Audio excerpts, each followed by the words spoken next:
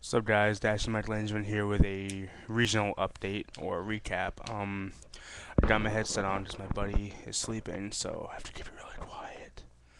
But yeah, Friday, got to the hotel about 6:30, 7 o'clock that night. Went over next door. There was a really awesome restaurant next door. Sorry, I got something in my teeth. Anyway, it's about 1 a.m. here. I am exhausted, but anyway. Went over to the restaurant next door from the Holiday Inn. It was beautiful. It was awesome. It had to have been like 5 stars. It was so good. But enough about food.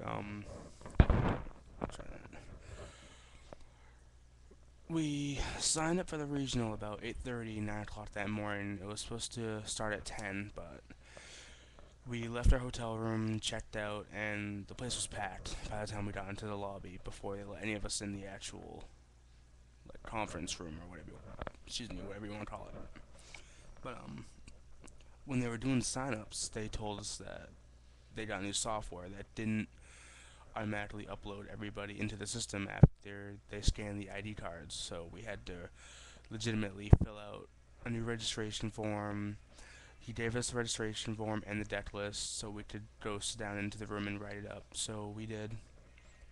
It was me, Aaron Nidma 223, our friends Pat, John, and Josh. So we all went in, sat down, and filled out our forms. Roughly about 9:30, quarter to 10, they told us that we could actually start signing up. So we went up in line and we signed up. Then we got our 5 packs. Aaron didn't really pull that bad of a anything. He ended up getting a ghost rare shooting star, which is pretty sick. My pulls, I got a couple of recruiters, a Dan's Princess of the Ice Barrier, and a Red Nova Dragon Ultra. Wasn't too bad. Um, a lot of people though. A lot of people showed up. Um, Roughly 260, 260 to 70 people showed up. It just seemed like a lot more.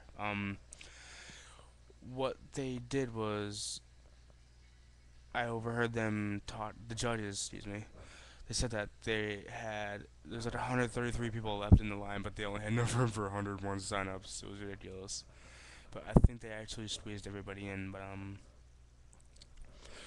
round one didn't start until about 12:30 that afternoon, so it started really late. But my first opponent was Aaron Nigma 223. How ironic, which was a absolute zero deck. He beat me 2 rounds. It was insane. I couldn't draw into any of my spell cards, and the first game, it was just a dead draw for me, and he completely opened up on me. But I'm not gonna make any excuses. He got me that round. It was good. Second match was against some kid named Michael Ward. He ran Quick Draw Warrior. Um, I beat him round one. Excuse me, I beat him game one. I pretty much opened up with Brionac, and I got my Dark Arm out on the field and my Chaos Sorcerer, so anytime he tried to do something, I would just remove it and just smack him continuously with Brionic and my Dark Arm, so he didn't stand a chance. Game 2, he got me with the Drill Warrior. He kept on deducting his attack in half and just kept on pinning me for the 1200. Game 3, I would have won if he didn't take back so many moves. He legit took back a move every other turn. It was ridiculous. Half the time he forgot to special summon his Drill Warrior back after sending a monster from his hand to the graveyard and removing it from play. I don't know, he was cocky. He really was, and I hate people like that. And Aaron told me that I needed to be strict with people and shark them, but, it was my first regional in 7 years, so I didn't want to be that guy coming into things. I knew I wasn't going in to win. I was going in to have fun, which, I did. Round 3, I took a round win, because my opponent didn't show up. So, I got an automatic bye for that one. Round 4 was against Black Wings. He didn't draw into his Black Whirlwind, which messed him up. He didn't do anything to beat my Dark Armed or Brionac, and I actually got my Armor Master out on him once or twice. So I swept him. I 2-0'd him. He couldn't stop anything I was doing. My Royal Decree screwed over his Icarus attack so bad. Um, Round 5 was another Blackwing deck. Excuse me. He drew into his Black Whirlwinds both times first hand, and I beat him game 1. He beat me game 2, pretty much with synchros. It was pure synchros, and I admit he got me game 3. I would have had him if he didn't Solemn Judgment by Dark Armed. It was ridiculous, but he was a wicked cool kid. Game 6 was Gravekeepers. He beat me game 1 because he got Necro Valley out. I sided in for game 2. I sided in 2 DD Warrior Ladies and 3 Breakers, and I couldn't draw into any of my Breakers or my MSTs, so I couldn't break his Necro Valley, so I couldn't do anything with the graveyard. Aaron told me to use Pledge Spreader, but I didn't get a chance to draw into my Pledge Spreader. Round 7, I got a bye. My opponent didn't show up. Round 8 was against another Gravekeepers that I beat because I actually drew into my MSTs and my Breakers. Pretty much I 2-0'd him. I pretty much played a Breaker, broke the Necro Valley, hit him with a Goblin Zombie, made him mill 1. A couple turns later, I hit him with Goblin Zombie again. He milled it again, so he milled 2 of them after I broke 1 of them. That's pretty much like that. Games 1 and 2. I didn't actually stay for round 9 because it was getting late. It was about 10:30 at night, and we've been there all day, and we were just exhausted. And Josh dropped out after round 5. John didn't get in line in time, so he didn't get a chance to play. Aaron, he went 5-3, which was awesome. It was amazing. Pat dropped out after round 7. Round 7, he was playing a Black Wings deck, and what was so funny. What happened was Pat drew his hand. He had Pledge Spreader, Goblin Zombie. He was Mizuki. He was set up. Pat was set up to win that round.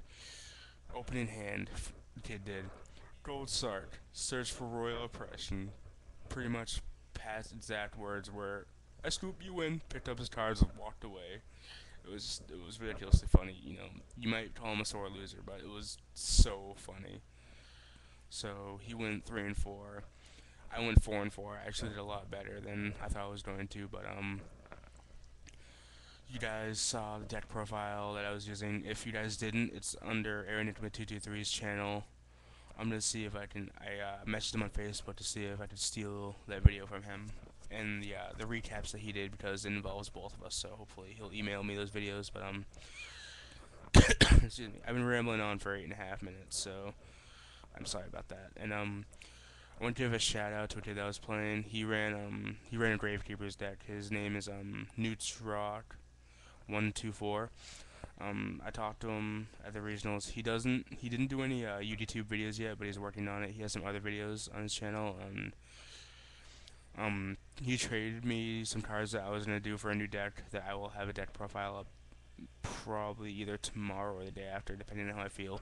We're supposed to do like a really bad ice storm in New Hampshire tomorrow, which I'm in, so it's gonna be a long day. So hopefully I don't lose power. I'm crossing my fingers, but if I do, I'm not sure how long I'll be out for, and I'm really not feeling that great. As you can tell, my voice is all cracky and my cough and stuff, and I have a wicked pounding headache. So yeah, I traded the kid 3 Sacred Phoenixes. He was gonna try something with a Sacred Phoenix. Those things are insane.